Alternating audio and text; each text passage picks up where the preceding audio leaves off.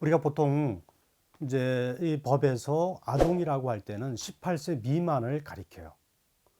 세계 유엔에서도 그렇고 우리나라에서도 그렇고 아동복지법의 정의 부분에서 아동학대란 이렇게 나와요.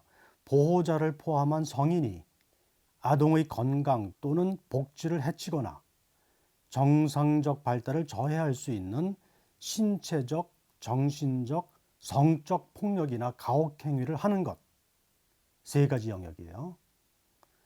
그것과 아동의 보호자가 아동을 유기하거나 방임하는 것을 말한다.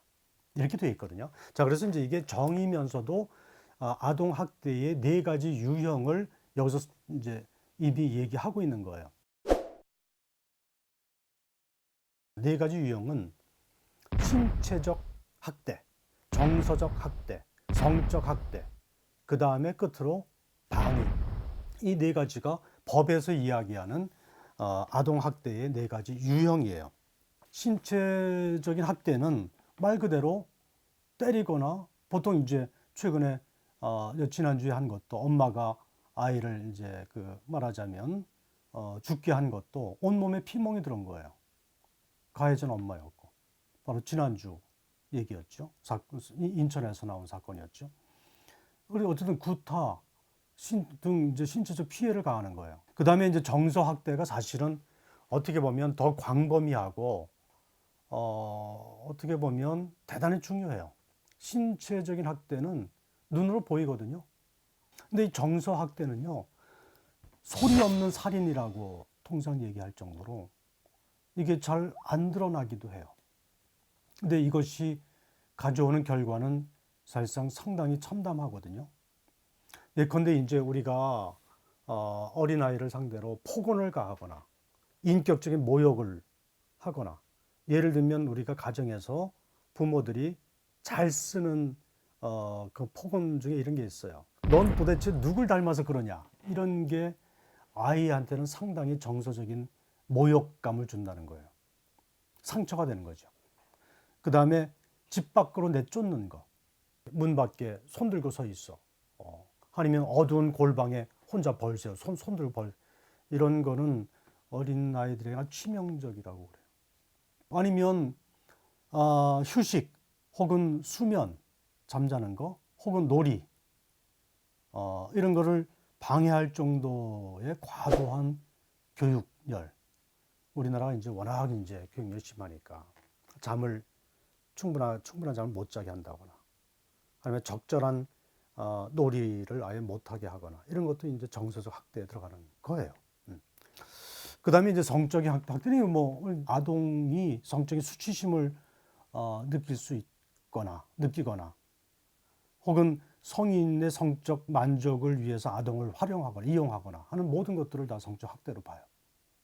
그 다음에 끝으로 이제 방임인데 방임은 아이를 이제 돌보아야 될 의무가 있고 아동은 돌봄과 보호를 받을 권리가 있는 건데 그것이 충족되지 않는 거예요. 물리적 방임은 의식주를 제공하지 않는 거예요. 굶기거나 아니면 추운데 옷을 입히지 않거나 이런 것도 방임에 들어가요. 그 다음에 교육적 방임은 아이는 교육받을 권리가 있어요. 발달을 위해서. 이걸 충족시키지 않는 거예요. 학교를 안 보내거나 7일 이상 특별한 이유 없이 학교에 못 가게 하거나 이런 것들이죠. 이거 다 이제 어떻게 보면 교육적 방임으로 처벌 대상이에요. 의료적 방임은 예컨대 그때그때 필요한 예방접종이라는 게 있어요. 아이를 키우는 그 연령별로. 이거 부모가 이렇게 해줘야 되는데 맞춰서 이거 안 하거나 아니면 아픈데 병원 치료를 못 받게 하거나 이런 것들이 다 이제 방임에 들어가거든요. 우리가 아동 학대인 줄 모르고 하는 것들도 꽤 많아요. 그러니까 몰라서 하는 것들이죠. 근데 그게 알고 나면 이게 처벌 대상이네 이렇게 되는 거거든요. 아동 학대를 보면 유형을 보면 80% 이상이 부모님들에 의해서 저질러져요. 그리고 가정 안에서 저질러지고. 그래서 이게 아주 끔찍한 지경에까지 이르러야 확인이 되지. 그렇지 않고선 잘 확인이 안 돼요. 집안에서 부모님에 의해서 이루어지기 때문에. 또 우리나라에서는 문화가 남의 집안일에 잘 간섭하지 않으려는 그런 문화 전통이 있어요. 남의 집에서 뭐 부부싸움이 나거나 우당탕탕하거나 아이가 막 울거나 그래도 그냥 그 집안일이라 생각하고 노터치하는 거예요. 그래서 이제 이게 잘 근절이 안 되거나 이렇게 겉으로 드러나질 않아요. 자, 이걸 보면 의외로 부모님들이 아이들을 양육하는 방법을 잘 몰라서 생기는 경우들이 있어요. 이런 부분에 대해서 잘 배워본 적도 없고요. 또 하나는 아이를 소유물로 여기는 문화, 관습도 많고요. 내 아이를 내가 알아서 키우겠다는데 누가 뭐라고 그래. 이런 잘못된 생각들이죠. 그게 이제 자녀를 위해서라고 생각하면서 어쨌든 어떻게 보면 자신도 의도하지 않은 모르는 사이에 학대를 하는 거예요. 체벌을 당연시하는 문화가 지금도 꽤 많이 있어요. 체벌 없이, 매 없이 어떻게 아이를 키우냐 이런 생각을 하는 경우들도 많이 있고요. 또 하나는 이건 좀 거시적인 이야기인데 우리 사회가 폭력의 문화, 강압의 문화라고 하는 게 전 깔려 있다고 생각해요. 이거는 수십 년 된 군사정권의 어떤 잔재일 수도 있고요. 군사정권 이전부터 뭐 일제 때도 그랬고요. 그래서 우리 사회가 전반적으로 폭력 혹은 강압적인 혹은 권위주의적인 혹은 가정 안에서 보면 가부장적인 이런 문화가 전체 사회적으로 구조적으로 이게 뿌리 있게 내려오고 있죠. 이것도 저는 가정 안에서든 사회에서든 아동학대를 부추기는 하나의 요인이라고 생각을 해요. 2014년 9월 달에 가면 아동학대 범죄의 처벌 등에 관한 특례법이 제정이 돼요. 이 법을 통해서 크게 세 가지 중요한 변화가 있어요. 하나가 아동학대에 대해서는 신고를 의무화했어요. 그 다양한 아동과 관련된 직종이 있어요. 아동보호기관에 근무하는 분들, 의료기관에 근무하는 분들, 아니면 학교, 뭐 보육기관이죠. 어린이집, 유치원, 초중고등학교에 근무하는 선생님들, 교직원들. 이런 등등의 분들은 일상적으로 자기 직무와 관련해서 아동의 학대받은 아동을 관찰할 수 있는 특별한 기회가 많아요.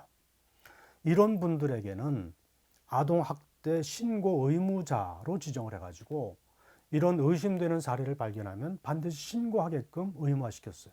이거 잠깐 말씀드리면 신고를 할 때는 112나 경찰이죠. 아니면 아동보호기관에 신고를 하게 돼요.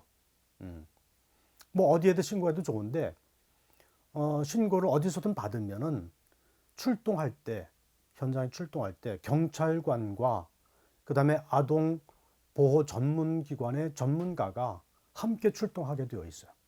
그러니까 편한 대로 어디든 신고하시면 돼요. 그다음에 아동학대 가해자에 대해서는 처벌 수위를 높였어요. 특례법에 2014년 특례법에서 이런 변화가 있었죠. 아동학대 치사죄, 아이를 죽기까지 한 사건의 경우는 징역 5년에서 무기징역까지 처할 수 있도록 그렇게 했어요. 근데 그럼에도 불구하고 실제로 재판 결과 나오는 거 보면 형량이 약해요. 그래서 이제 이런 사건들을 본 국민들이나 당사자들이 상당히 분개하기도 하죠. 이게 저는 법원에서 대법원에서 그런 걸 해요. 중요한 이렇게 사건 유형별로 양형 기준을 정하는데 아동 학대와 관련된 범죄 혹은 학대 치사죄 관련해 가지고 법은 무기징역까지 처할 수 있게끔 되어 있지만 대법원에서 정한 기준표에 보면 그렇게 안 되어 있어요. 그래서 국민들이 볼 때에는 좀 너무나 약하게 처벌한다라고 국민들은 많이 느끼죠, 피부로. 저는 이제 이 아동 학대를 어떻게 우리가 줄여갈 수 있겠느냐와 관련해서 몇 가지 제언을 드리고 싶었어요. 하나는 체벌을 통해서 아이의 행동과 습관을 수정할 수 있다라고 하는 기대를 가질 수도 있는데 그거 효과 없다.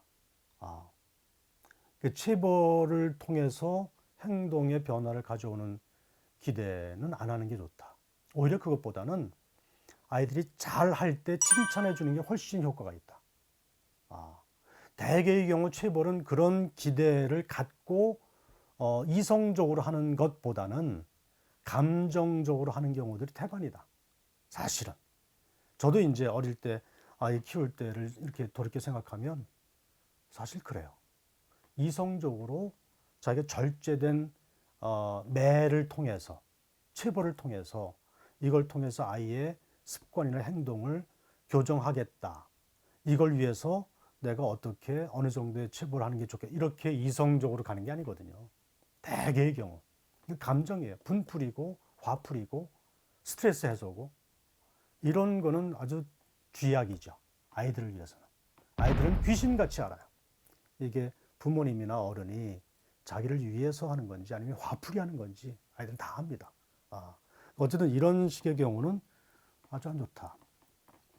또 하나 이제 부모님들이나 훈육 방법을 잘 몰라서 이런 체벌을 하는 경우도 있어요. 이거는 저는 우리나라도 부모님들을 상대로 아니면 예비 부모님들을 상대로 자녀 양육과 관련된 교육 프로그램이 좀 부모님들이 쉽게 접근할 수 있도록 많아지면 좋겠다. 이런 생각을 하게 되는 거죠. 사실은 아이 교육과 관련해서 가장 좋은 방법은 부모의 좋은 습관이에요. 부모가 좋은 습관을 보다 더 좋은 자녀 교육법은 없다. 이런 말도 있거든요. 그래서 어떤 체벌을 통해서 하기보다는 뭐 사실 저도 이걸 잘 못했으면서 말하기가 좀 부끄럽지만 부모님이나 어른들이 좋은 습관으로 아이를 가르치는 게 중요하다. 우리가 꽃으로라도 아이를 때리지 마라라는 이야기가 있고요. 그리고 우리가 사랑해매 하면서 체벌을 우리가 이제 필요하다는 주장도 있지만 사실상 사랑의 매라고 하는 것은 없다. 라고 아동 그 심리학자들이 얘기를 많이 하죠. 스웨덴 같은 나라는 이미 40년 전에 체벌을 금지시켰고요. 전 세계에서 54개국이 지금 체벌을 법으로 금지시켜 놓았다고 해요.